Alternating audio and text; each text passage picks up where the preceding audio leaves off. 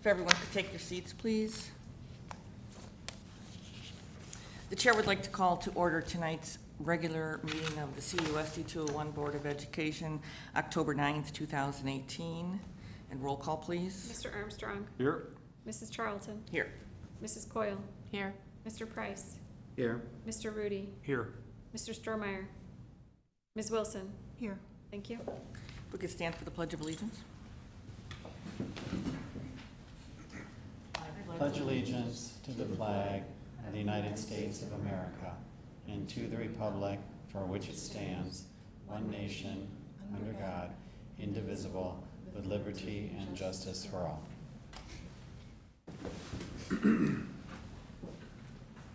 Okay, the first item on the agenda is approval of minutes.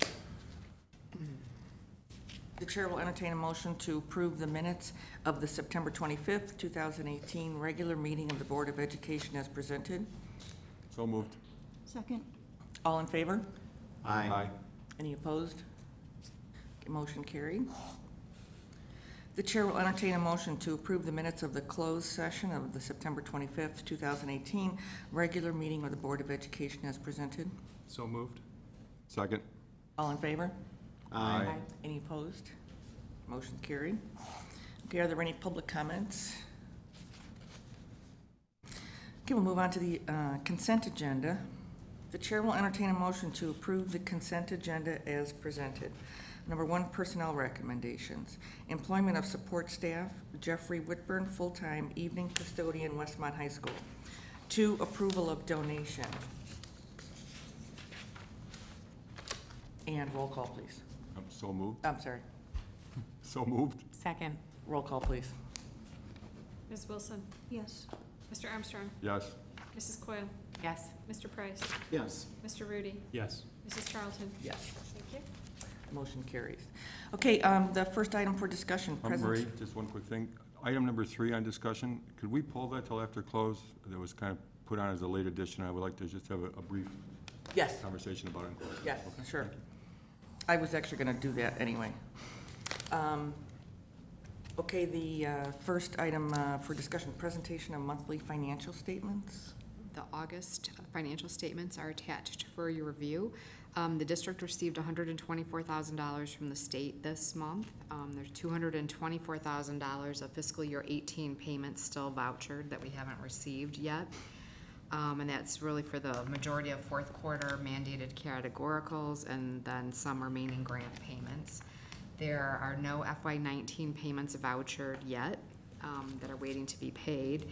And then the district received 2 installments of the 2017 tax levy this month in the amount of $4.5 million, and total property taxes collected to date are $17.1 million, which is a 72.53% collection rate.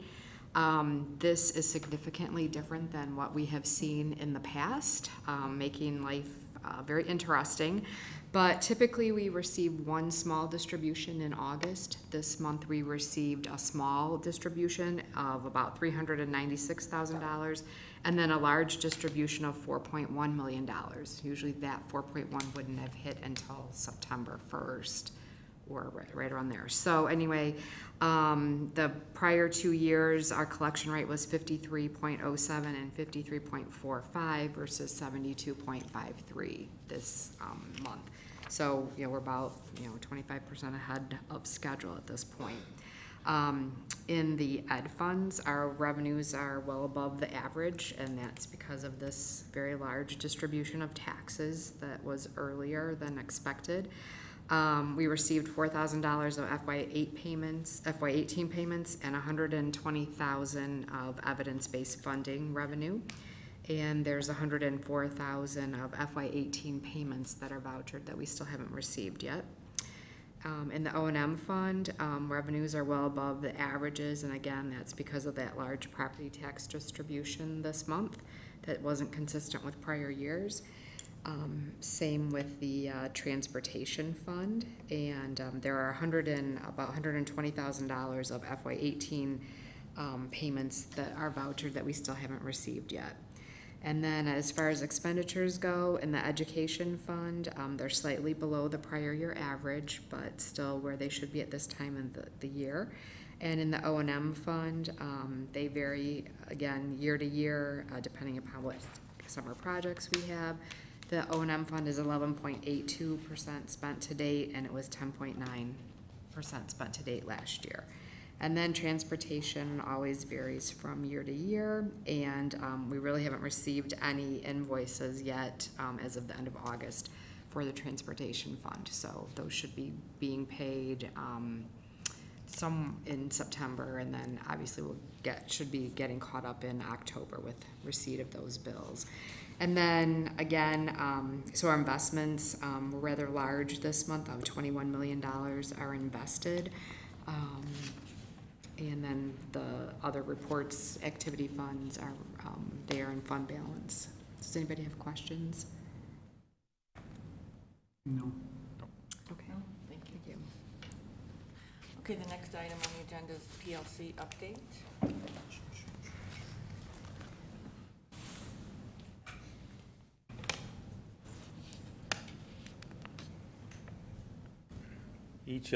Each fall, we typically give the board and the community an update on PLCs, and so I'm providing you with that information. And the PLC time, every Wednesday, we release school a little bit early, and the staff then has that time to take a look at data and the student progress, and we really value that time. And I think we'll be able to show you some examples of how that time is being utilized as soon as my PowerPoint advances. There it is. And so we're going to start with the high school. And so those of you who may have high school students, if you remember, September 5th was the universal testing date. And so prior to this, the assessment was ACT. And so now the assessment that the state gives at the high school level is SAT. And so our students are involved in taking the SAT and the PSAT. And this allows the teachers then to see where some of the gaps are in the students' learning. And then they will continue that process and take a look at how the students performed on those assessments. And then they start to develop their lessons around some of the gaps that students have. And then they're also working on additional assessments, formative assessments, in which they can periodically check the students' progress. The students will also take additional practice SATs throughout the year in order to monitor the students' progress before they get to April and they take it for the state. In addition to that, based upon how students are performing, sometimes it's the classroom instruction that we can address the needs of the students. In other cases, as soon as possible, ASAP, that's students who stay after school on Wednesdays rather than leaving. They stay in the building, receive additional time and practice. We're also utilizing Khan Academy, which is an online resource. And then we're sometimes within the school day, and then after school, we're offering additional practice for students when it comes to the SAT. This is tentative data. As you know, it's not until the end of October that the state will release officially the data. But to kind of give you an idea of the progress that the high school has been making, in a large part because of that utilization of the PLCs. The orange triangle is 2017, where our scores would hit, and all that scatter plot are other schools in the state of Illinois. And then it also shows you the percent low income that schools have. And you can see that in 2018, we're anticipating our scores will have increased, but also we'll be outperforming almost any other school that has similar demographics, and even in some cases we're outperforming schools that have a lower percentage of free and reduced. This kind of gives you an idea of the data that the staff is looking at. It's using Mastery Connect, which allows the teachers are able to, their assessments, they're able to align the questions with the various standards, and in some cases, questions similar to what the students will find in the SAT. And then the goal is, as students are taking those preliminary assessments, they may not be meeting the standard, and so you'll see a red or a yellow if they're close. And then in an ideal world, then we move them to the green. And that's what this progression shows, where some of the students are starting off at The other thing that this allows the teacher to do as well, they can very quickly see where a class is at. So if you have 16 out of 20 students are not meeting a standard, then that means you're going to need to address the entire class and the needs of the entire class. But when you look at the column on to the right, then when you have 14 meeting, 3 are very close and 2 are struggling, that's when we differentiate our instruction and we focus on the needs of some of those students, or in some cases, those are some of the students that will have work outside of the class on Wednesday afternoons to get to where they need to be. And this, again, shows you kind of the progression over a course of the school year. You can see where students are at when they first start taking some of the assessments, and then teachers start to target their instruction towards the needs of the students. And then as we work through the school year, more and more students are mastering the level that they need to be at. And so that's our goal, is to get everybody there. This shows you, this is last year's math data to kind of show you the progression. So this year the universal testing date was September 5th. Last year was September 6th. So the teachers very quickly can see in math where the students are at in terms of the SAT. And then we do another practice test in October, and we're able to measure the progress after we do work with our students. And then December, we're getting more students to where they need to be. And then February, and then finally in April, when the official test was given, you can see the progress that was made and how many students were brought to where they needed to be.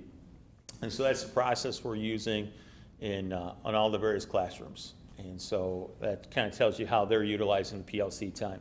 So during PLCs, they're looking at student data, and then they're determining what they need to do differently with instruction. And then they'll implement that instruction. They'll give some formative assessments to see where students are at, plot the data in Mastery Connect, and then meet as a team, discuss the data, and see if they're having the progress that they need or if they need to tweak things again. So that's how the high school is using the PLC time. Miller and Manning, this year, some of the time has been devoted to, if the board remembers, Tim Weiler and Lindsay Peterzak came to a board meeting right before the start of the school year and talked about piloting a new report card. And so one of the things that they've been working with the staff is kind of taking a look at the report card and identifying what descriptors they want that are, again, aligned to the standards, so that the information going home to the parent is more informative than just a number or a letter grade, but rather it shows the parent where their child may be deficient in different skills and different areas they need to work on. The staff has also been working on the implementation of the new curriculum in English Language Arts and Math that the board approved last spring. And so that's some of how their time has been utilized. So they are developing the sample report. They've been having some parent meetings to get feedback from parents, with the goal, again, to come up with a pilot report card that they'll be getting feedback on throughout the year. But they also are implementing Mastery Connect, similar to what the high school is doing. And so they have, their assessments are aligned to all the different standards. So you see the standards across the top. And then they're able to also kind of see where classes are at and where students are at, so that they're going through the same process. They give an assessment, they collect the data, they put the data into Mastery Connect, and then they meet as grade level teams to determine what they need to do differently with instruction, so that by the time our students are taking their assessment in the spring, again, we want to see all that at the mastery level, and so all that becoming green as they work through the process. And so that's, in terms of the discussions they're having within their PLC groups then, as they're looking at that data, they're looking at to see what standards students are struggling with, and then what standards the students have a solid foundation, so we don't need to spend as much time on those standards, but rather we can devote our time to the areas where students show a weakness, and then how we determine, how we work with students who are almost there, and then working on, again, those formative assessments so that we can measure the students' progress and the students' growth throughout the year. And again, this is just another data wall that they look at in terms of map testing. And so they're looking again for that progress from fall to spring with the MAP testing and with the RIT scores. The junior high has, they're also implementing Mastery Connect. John didn't have the tables yet ready at this point, but throughout this year, I think you're aware that next week or next board meeting, Jack Balderman will be here. He'll go into greater detail about the progress of the high school, but each of the principals will be coming to talk about the progress. But the Westmont Junior High is kind of taking a three-prong approach. They focus on the academics, again, looking at the achievement, developing their common assessments. They're also implementing Mastery Connect with their staff and doing the staff development for Mastery Connect. They just did a writing, a building-wide writing assessment, and all the teachers were involved in developing the rubric, grading those, and that's one of the things that they'll be benchmarking. So they give a pre-assessment at the beginning of the year.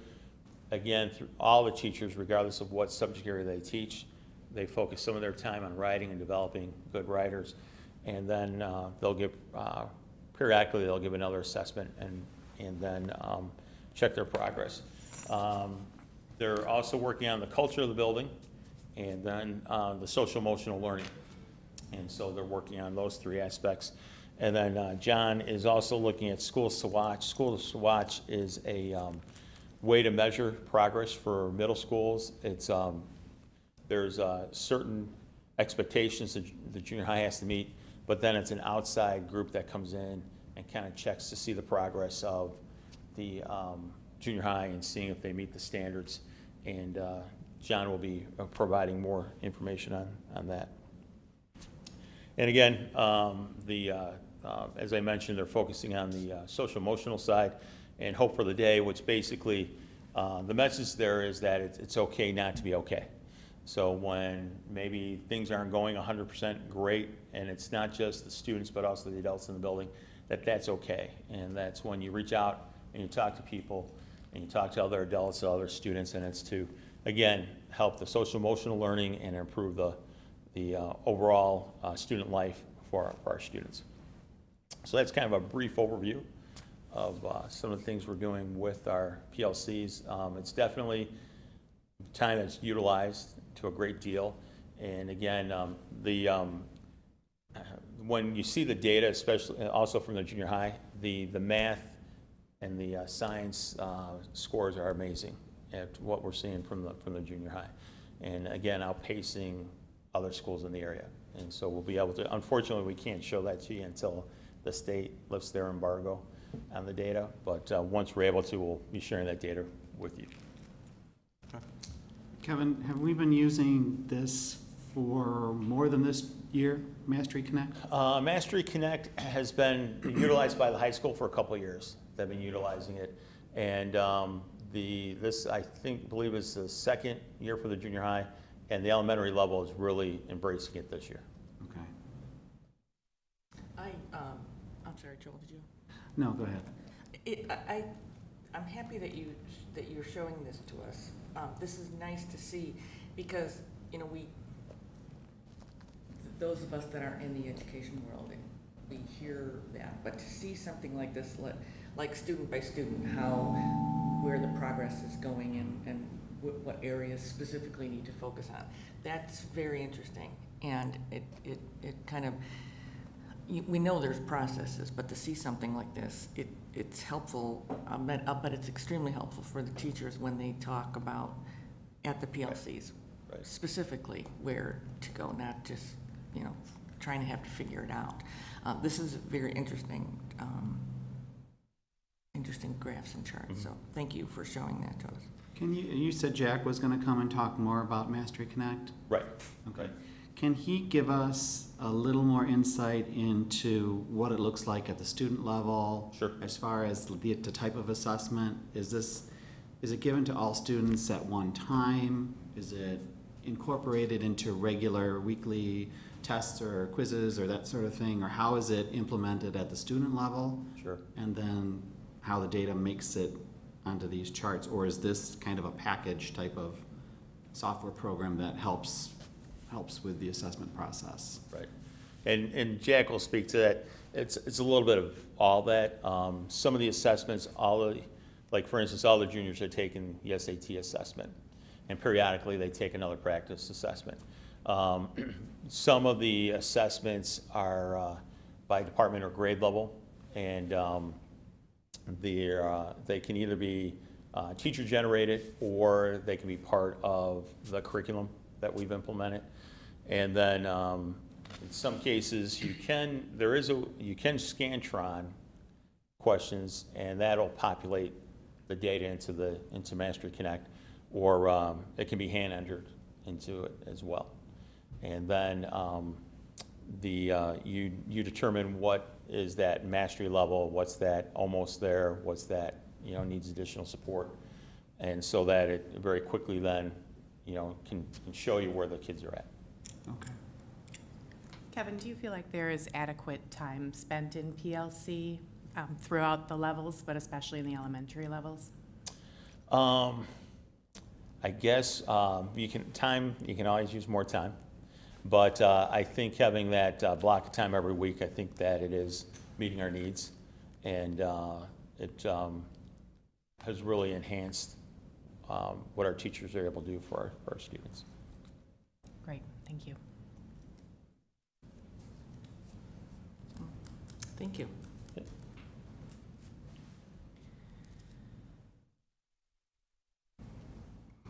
All right, then item 3 we're going to pull until after closed, and item 4, the policy first reading, we're going to be removing that from this agenda, and we'll be talking about that either at the next meeting or the meeting after that. All right, we have an action item. Approve the resolution adopting the 457B deferred compensation plan restatement. Do you want a little background information? Yes, Yeah, yes, okay. please. So we were made aware about a couple weeks ago, roughly, that there was a 457B plan in place. It's somewhere in the 80s, 90s that this plan existed, and there's a former employee that needed an emergency distribution, and so we were sent some documents for me to sign, and not being aware that there was a 457 plan, I did not sign those, so consulted with our attorney, and they have drafted a 457 plan. And then the resolution tonight for you to adopt this so that we can distribute the fund, so that the investment company can distribute the funds to that former employee. They aren't any district funds. They're those particular, there's 2 people in this plan that we know of. We don't know of any others. This plan will only be for those 2 employees, not anyone else. And you're just authorizing me to sign the necessary documents so that their money can be distributed.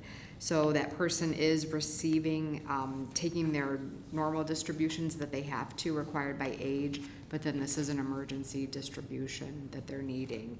And so all the documents that we could find in old personnel records and things like that do lend credence that this plan was there, but we just are not aware of it.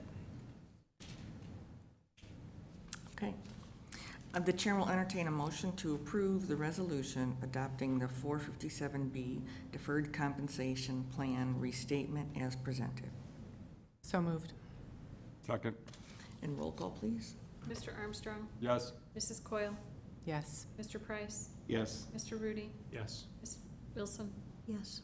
Mrs. Charlton. Yes. Thank you. Okay, motion carried. Okay, now we'll have the superintendent's report. Just the one item in my report, after last board meeting, I left from the board meeting to the airport and had the opportunity to go to Taiwan as part of the sister city delegation, and there's a report there. It's actually Larry Forsberg who pulled this all together for us, which I'm appreciative to Larry. But basically, we spent a couple days meeting with various groups, and myself and Pete Landreth, our social studies teacher at the high school, we were part of an educational forum at Lao Chai High School, and we're able to present information about our school district, and then also about the importance of the student exchange program and the value we see there in terms of that opportunity for students to learn about each other's culture. It helps to form lifelong friendships that we're finding, and then it allows us to see that we're all more the same than we are different, and makes the world a little bit smaller. So part of it was to encourage students to, again, come this fall to visit Westmont High School, and we think we accomplished that. We should know by the end of this week approximately how many students will be joining us in November. We had the opportunity to meet with different government officials, and then there was, we had representatives from the Chicago Prostate Center here in Westmont. They presented on techniques that they're using, and then in turn, there was medical doctors there that were talking about some of the things that they were doing. Their focus was more on robotics and using robotics in surgery, which was fascinating. But it looks like there's going to be opportunities for some doctors from Taiwan coming to Westmont to train in some of the techniques our prostate center is using, and then being able to take those techniques back to Taiwan. Bob Fleck was there as a representative of the Lions. The Lions organization is very large in Taiwan, and similar to a partnership that we're having in education with the student exchange program, they're looking for an opportunity to almost have sister Lions programs, and their Lions program is very effective in terms of membership, and then also their fundraising, and so borrowing some of their ideas and strategies to help our program here. And the other very interesting forum that I was able to see was the green architecture, and there was actually 2 architects from Chicago that were with us that were born in Taiwan. Were educated here, stayed here, are working here in Chicago, but their focus is on green architecture. I was talking to them a little bit about our schools, and so they're interested in our schools and possibly if there's any green solutions for us as we take a look at some of the improvements we need with our district. But then also they talked about some of the things that they're using, and then in turn there were architects there in Taiwan that were talking about some of the things that they were doing in order to be more green in their design of buildings, using earth to build walls inside buildings and homes. And so overall, it was just a great opportunity and really an amazing trip. And so I feel very fortunate that I was able to be a part of it. And pictures are coming. We're working on that. We're working on that. Was this the same, with the high school that you were at, was that where the students came from that came here before? Yes. Yes. Did you see any of the students? Yes, we did. That were We here? saw some of the students. They were wearing their Westmont t-shirts. Oh, So we were able to pick them out because the group we were presenting with were educators and again, some county officials, but then there were also some students there, and some were wearing Westmont t-shirts. As a matter of fact, one of the students that Roxanne Ingstrom was the host for, her and her family spent some time with Roxanne when we were over there because they would kind of catch up. And as I said, the students have been in contact with each other since they've had that opportunity last November. So yes, we were able to see some of the students. that's great. So, yeah. I know that some of the families stay in touch They have. with each other. Doesn't A little bit with Eric, yeah. Rose has those? Yeah, that's great. Well, thank you for doing Sure. that for us. Okay, did you have anything else then, Kevin? No, that's it. Okay. Then, then are there any board reports? I've got 2 quick items. First, tomorrow night at the high school is the annual Jazz Cafe. It starts at 6:30. It's always a fun event. Hope to see everybody there.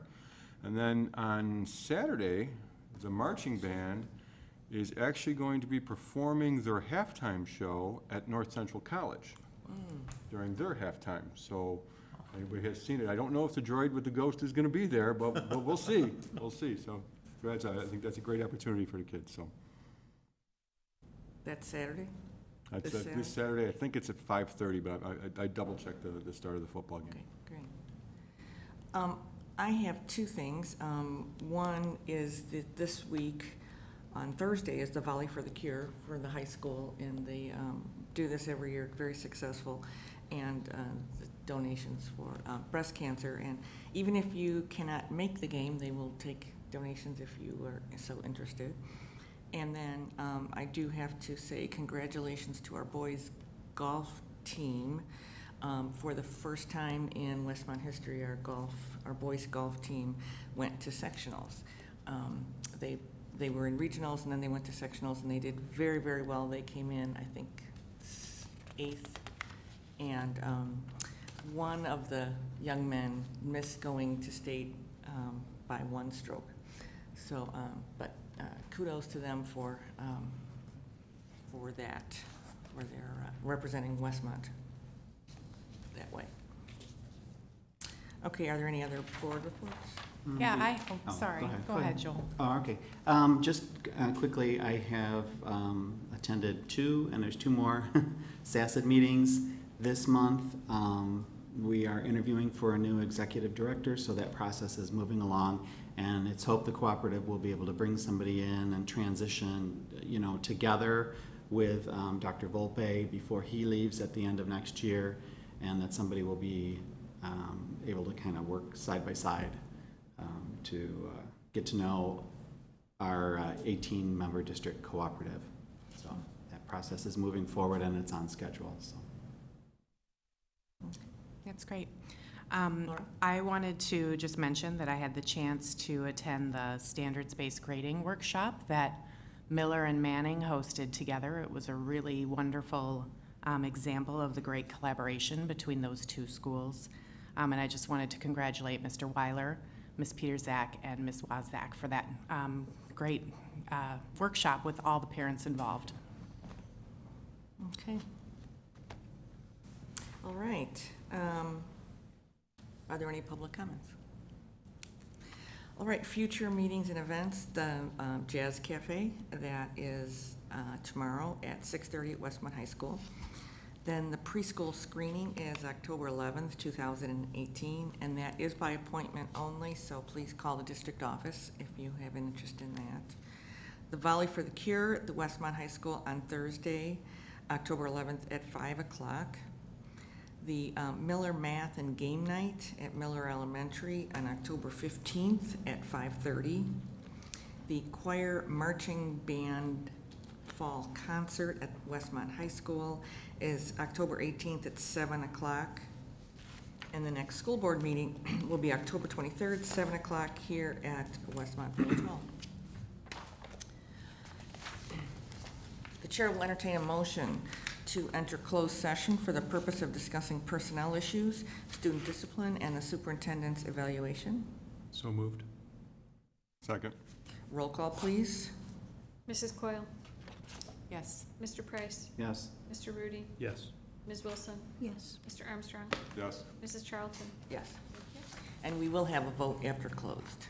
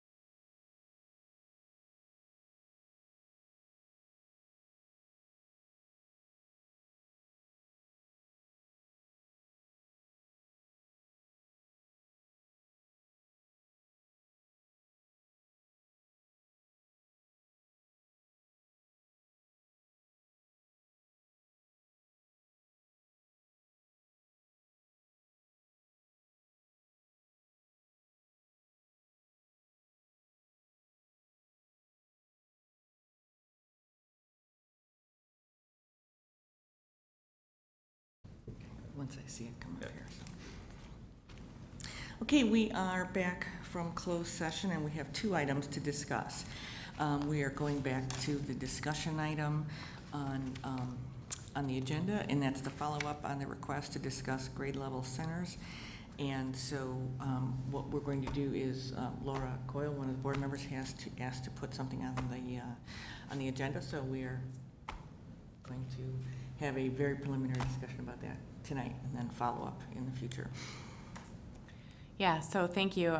I just wanted to bring up that I mentioned earlier I had the chance to attend the standards-based grading workshop recently, and it was hosted in combination by Miller and Manning.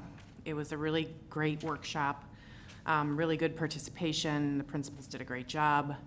There were a lot of parents there, obviously from both schools, and they were naturally asking a lot of questions about the system and how teachers align standards by grade, how things are tracked, how we share strategies. The PLCs were brought up and talked about as a way that happens now. And then a parent also brought up the question of teaching elementary and grade level centers, so having the different grades together in schools. And the question was brought up of, would that take us even further than we are getting with having the current structure of PLCs and make it easier or better for students? There was just a bit of discussion about it. And we ultimately circled back to focusing on the grading system. But the conversation just really made me do a lot of thinking personally about our elementary students.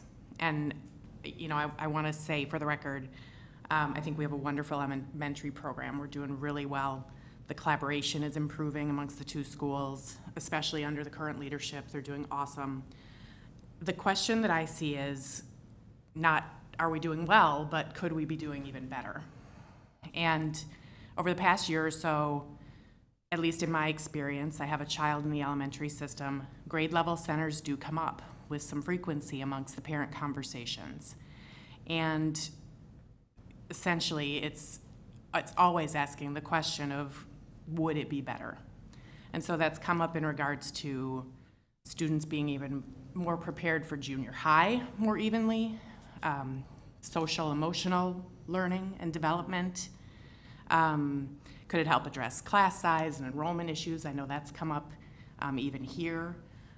And would it help our teachers be more aligned? That was the most recent example.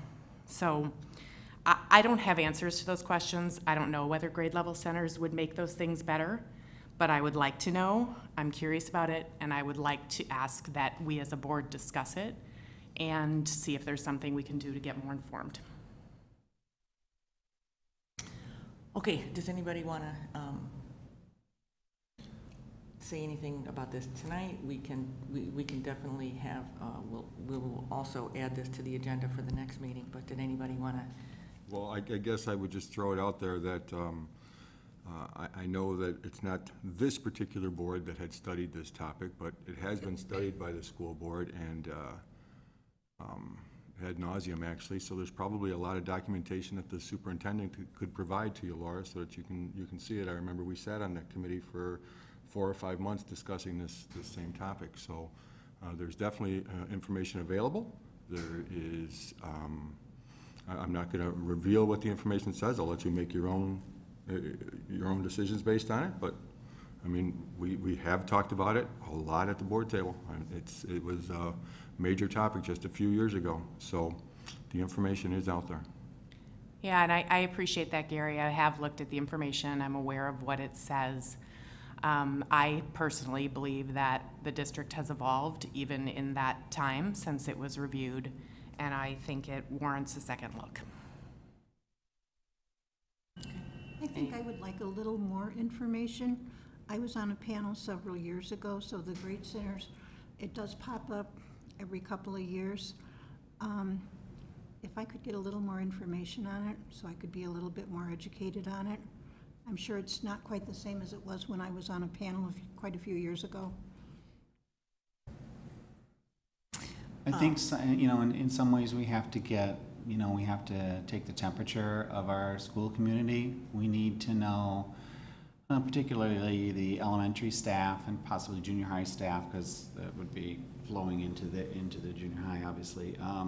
You know, what are their feelings on it? What about parents in general, you know, conceptually?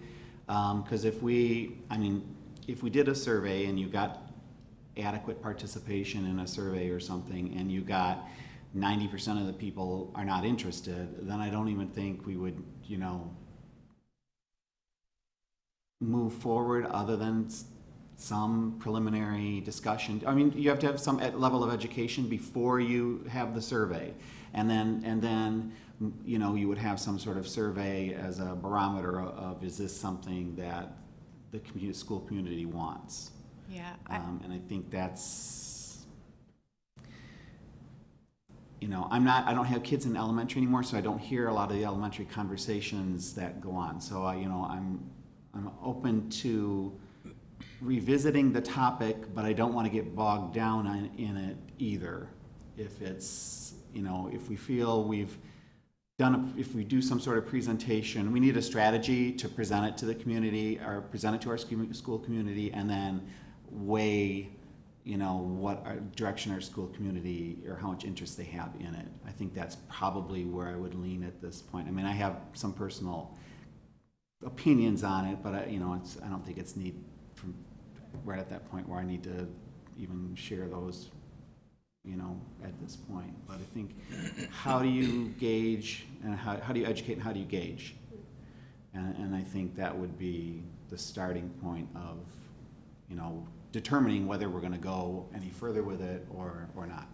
I think we also need to be cognizant that educational theories change constantly, and probably, Kevin, in your tenure, they've gone 180 or 360 degrees or further, and so, you know, I think we need to listen if it's being brought up, and like you said, Joel, I think we need to, you know, get some ideas on where we want to go, get a little bit of feedback from the community, and from, I think, just as a starting point, get us some feedback from our administrators at these schools and throughout the district to understand better what they are experiencing right now, and what the different experience might bring to the table, as well as what they're hearing at their continuing education, you know, seminars and those types of things, if this is a topic going around that we need to be cognizant of. But it's definitely worth exploring, at least on a top level, to decide if we want to continue it, and then really then I think at that point we'd have to pull the more administrators in to the discussion and have a more thorough understanding of what it looks like. But I think it does, Laura, what you brought up with you know, like the enrollment issue we faced this year, it sounds like it's a good solution to something like that, but we need to make sure it's the right solution. So procedurally, what we'll do is the board will, this will be an agenda item for at the next board meeting, so we can talk about it ourselves and what we are looking for. We'll all have a little bit of time to think about it, and we will think about what it is we're looking at. As someone who was on one of those committees before, this was something that was talked about when we were talking about a bunch of different things. And it was, at the time, I recall Kevin bringing information to us that so far the thought is the best schools for children is K through 8. That was some of the information that we had at the time. So if the board wants to continue and ask the superintendent to give us more information, we can certainly, we'll talk about that next week, next board meeting. What's interesting, though, what came up for those that weren't part of the conversation before, there were 3 different, they were couched as facility meetings, and the conversation of grade level centers came up quite a bit, with the same conversation of redistricting that came up too, because that also deals with the issue of enrollment and that. And what was difficult at the time was some people wanted the changes, but not in my backyard. I want it done, I just don't want it done there. So if we want to continue with this conversation, I think, Joel, you hit the nail on the head correctly, because I think what we would need to do is take a look at what it would look like kind of before you ask your community, because some people might just say yes or no, not knowing really what it entails. So I think when we talk next meeting, we would have to kind of figure out, before you go to your community, what is it that you're asking?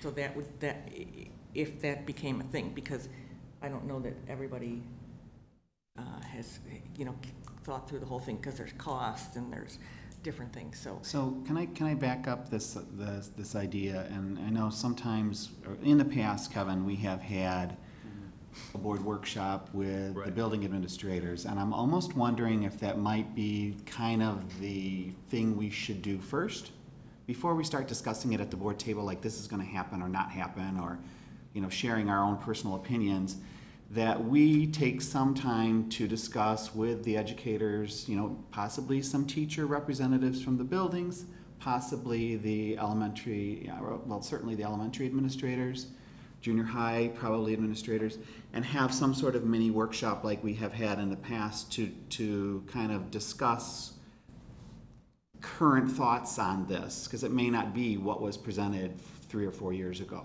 And then kind of go forward, or not go forward with it from that point, but at least we'll have a little more exposure to it, and I think that would be beneficial, maybe a beneficial way to go. So if everyone's in agreement with something like that, then, or if we need to think about it and decide next meeting or whatever, but I'm fine Great saying, I jumping think, off point. I love that. I think that's a wonderful idea. Yeah, so let's, give it some thought, and then we can talk about it at the next, at the next meeting. Wait a minute, I'm not sure I'm following correctly. Are we moving forward with asking the administrators to have a workshop No. first? No, we're just, I thought that's what Joel just that's suggested. kind of what I was thinking, because that would be our, before we have another discussion at the board table from a kind of I don't want to say we're uninformed, but I mean an uninformed current of currently what everyone's thinking, that we would have a workshop, and then we would have a discussion after that. do we want to do that? That's what I thought. Okay. that was- So I mean, that's do my, we wanna- that would be my That's great, I suggestion. think. Do we want to try to schedule that? Kevin, come back to the next meeting with options for scheduling and who the attendees might be. I think Yeah. that would be what we would be Does looking that for. sound good to everybody, yes? Great. Sounds Okay, fantastic. well then let's do that, because then before we even had a conversation at the board table, we would have some input. Ultimately, from the people who have to implement Right. this plan. Right. But the one thing I just definitely think that as we talk about this, it's incredibly important to make sure that any kind of proposal that we would do would be, before we go and ask the parents, that it's gotta have like a form. Because if you just ask the question, some people have in their mind what that looks like. And it's not what. Or it some would people don't ultimately be. realize, Part of the workshop. some people don't Yeah. realize Yeah, my I think that's part of the two, workshop. my 2 elementary students will be in different buildings. Right. And they Right. hear grade level centers and they say, oh, that sounds great. And That's then, right. then you'll get Right. The reality is feedback from different. parents and the reality of their input, and you'll be like, ooh. Right. I think Well- we have to understand the pros and cons Yeah. across the board and And present that's, those. and I guess that's what I'm saying too, because we, there's so many different things to think about here. There's, busing, there's costs, there's all kinds of things. I So- think, and there's continuity of services, especially considering special education. That can Right. also be, in that realm, it can also be a negative to have a lot of transitions from, Right. it's nice to have continuity of your special education team sometimes. So those are pieces that will come up in this. Right, kind of thing. I think by meeting with the administrators ahead of time, we're gonna have having a workshop. Right. We're gonna be able to shape, as you said, shape the discussion so that at least we have a roadmap. I mean, we're not gonna put together a plan in one meeting, but, at least we have a roadmap to follow what the ultimate goal can be and where we can end up. Yeah, if that becomes something that we want to look at. We'll at least have their perspective on what they're seeing, as you mentioned, John, sort of current trends and realities. Right, right. Well, it would be something to do, but I just want to make sure that people know that this is a topic we have talked about before. It does not mean we don't talk about it again, but it is something that does come up every couple of years, and so it's certainly worth a look at. So, okay, so we'll Yep. figure something out. Yep. We'll schedule a workshop, and then we'll go from there. So, is that good?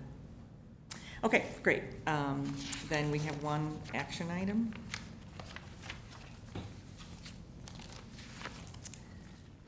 The approval of the business manager CSBO's 2018 through 2023 employment contract. The chair will entertain a motion to approve the employment contract between the business manager CSBO and the Community Unit School District 201, covering July 1st, 2018 through June 30, 2023 as presented. So moved. Second. And roll call, please. Mr. Price? Yes. Mr. Rudy? Yes. Ms. Wilson? Yes. Mr. Armstrong? Yes. Mrs. Coyle? Yes. Mrs. Charlton? Yes. Okay, so motion carries. The chair will entertain a motion to adjourn. So moved. Second. Second. All in favor? Aye. Meeting adjourned. All right. Okay, Gary.